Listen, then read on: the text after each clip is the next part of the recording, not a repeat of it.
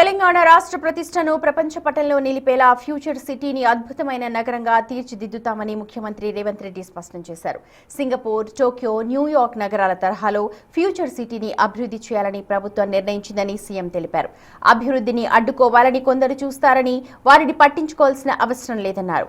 అధికారం కోల్పోయామన్న బాధతో కొందరు అసూయతో ఏడుస్తున్నారని, వారు ఎంత ఏడ్చినా తాను మాత్రం అభివృద్ధి పనులను ఆపకుండా చేసుకుంటూ పోతానంటూ స్పష్టం చేశారు సీఎం.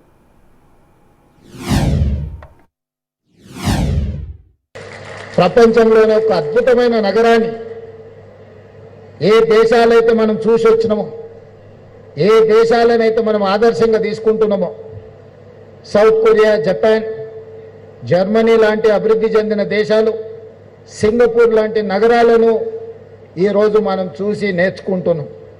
ఆ నగరాలను మనం ఆదర్శంగా తీసుకుంటున్నాం. న్యూయార్క్ లాంటి నగరాలను ఈరోజు మనం ఆదర్శంగా తీసుకుంటున్నాం. ఏ నగరాలనైతే మనం ఆదర్శంగా తీసుకుంటున్నామో ఆ నగరాలతోని పోటీ పడే విధంగా మరొక సింగపూర్, మరొక న్యూయార్క్, టోక్యో నగరాల్లో ఈరోజు ఇక్కడ ఈ మహేశ్వరం, ఇబ్రహీంపట్నం ప్రాంతంలో భారత్ ఫ్యూచర్ సిటీ పేరు మీద భవిష్యత్ తరాలకు అందించాలని ఆలోచన. ఎవరైతే మనకు ఆదర్శమో వాళ్ళతోనే పోటీ పడాలనేది మన ప్రభుత్వం యొక్క విధానము. వాళ్ళతో పోటీ పడే విధంగా ఈ నగరాన్ని అభివృద్ధి చేయాలని రాష్ట్ర ప్రభుత్వం నిర్ణయం తీసుకున్నది.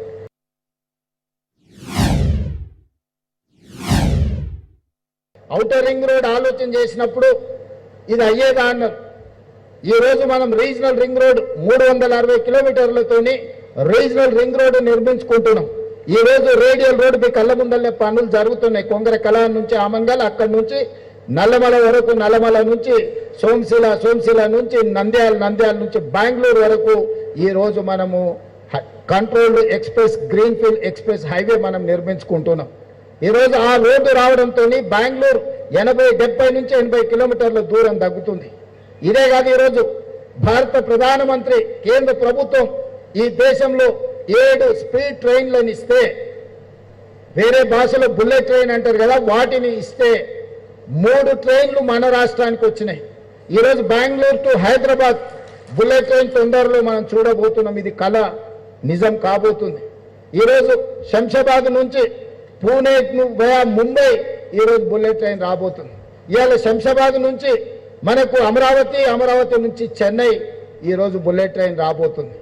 చెన్నై పోవాలన్నా వయా అమరావతి విత్-ఇన్ అవర్స్లో మనం ట్రైన్లో పోవచ్చు. ఈరోజు శంషాబాద్ నుంచి బెంగళూరు పోవాలన్నా ఈరోజు బుల్లెట్ ట్రైన్ ఉంది. ఈరోజు శంషాబాద్ నుంచి పూణే వయా ముంబై పోవాలన్నా తొందరలోనే రాబోతుంది. అందుకే శంషాబాద్లో ఈరోజు మనం బుల్లెట్ ట్రైన్ హబ్ కోసం ల్యాండ్ కేటాయించబోతున్నాం.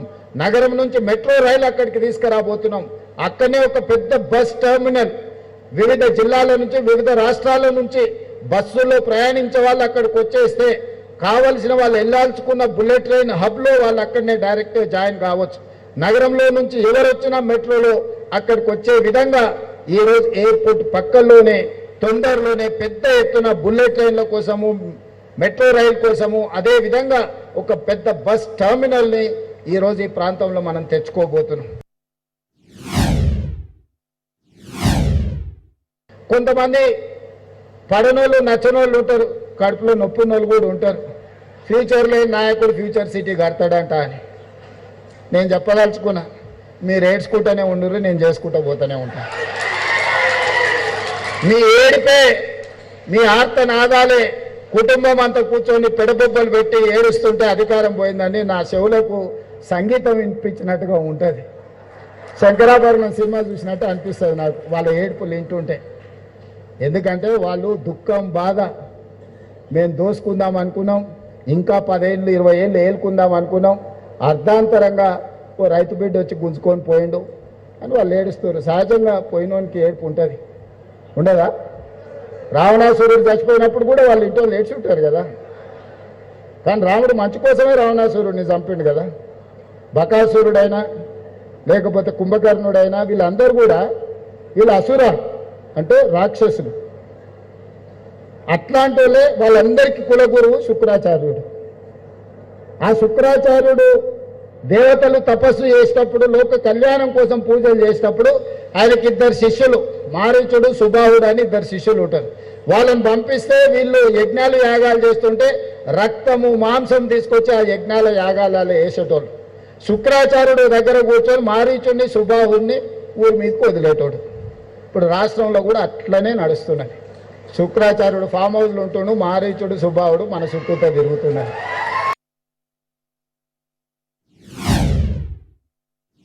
రాష్ట్రాన్ని అభివృద్ధి చేసుకుంది. పనులు చేసే క్రమంలో 10 పనులు చేసినప్పుడు 1-2 తప్పులు దొరుకుతాయి. మనం ఇళ్లలో పెళ్ళిళ్ళు చేస్తుంటాం, పత్రికలు ఇస్తాం, పక్కింటి వాళ్ళకు ఆఖరికి ఇవ్వచ్చు అనుకుంటాం. కానీ ఊరంతా రాష్ట్రం అంతా ఇచ్చొచ్చే వరకల్లా పక్కింటి వాళ్ళని మర్చిపోతాం. వాళ్ళు అనుకుంటారు చూడు, పక్కింట్లో ఆ మధ్యలో వాళ్ళ కోడిని రాయితో కొట్టినందుకు నాకు కార్డు ఇవ్వలేదు అనుకుంటారు. అవునా?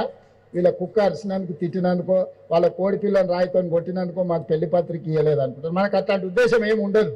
పక్కింటి వాళ్ళు కదా ఎప్పుడైనా ఇవ్వచ్చు అనుకుంటాం. దాంతో కొన్ని అపోహల అనుమానాలు ఉంటాయి.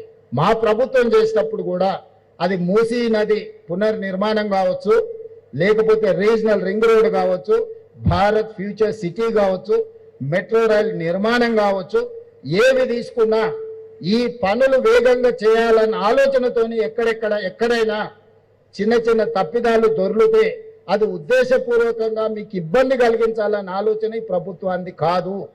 అనుకోకుండా ఏదైనా జరిగినా ఎంబడే వెనక్కి తిరిగి సర్దిద్దడానికి నేనున్నా. మీకు ఏదైనా సమస్య వచ్చి నిలబడి పరిష్కరించడానికి నేనున్నా.